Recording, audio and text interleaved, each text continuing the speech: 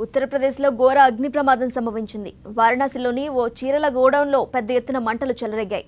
అకస్మాత్తుగా చెలరేగిన మంటలు గోడౌన్ అంతటా వ్యాపించాయి.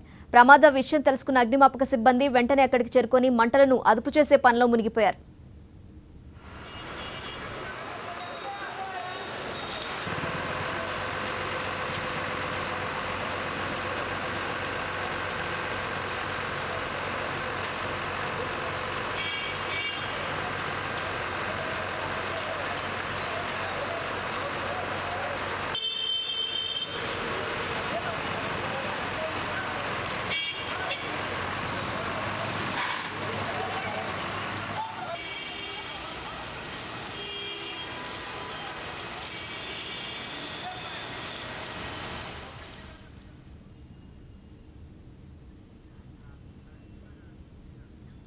మధ్యప్రదేశ్లో ఘోర ప్రమాదం జరిగింది. జబువాలో గ్యాస్ సిలిండర్ పేలింది.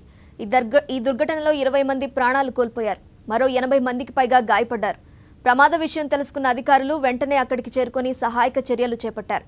గాయపడిన వారిని స్థానిక ఆసుపత్రికి తరలించి అధికారులు శిథిలాల కింద చిక్కుకున్న వారిని రక్షించే ప్రయత్నాల్లో మునిగిపోయారు.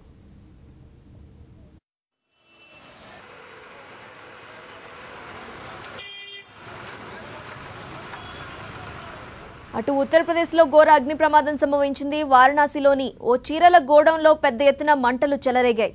అకస్మాత్తుగా చెలరేగిన మంటలు గోడౌన్ అంతటా వ్యాపించాయి. ప్రమాద విషయం తెలుసుకున్న అగ్నిమాపక సిబ్బంది వెంటనే అక్కడికి చేరుకొని మంటలను అదుపు చేసే పనిలో మునిగిపోయారు.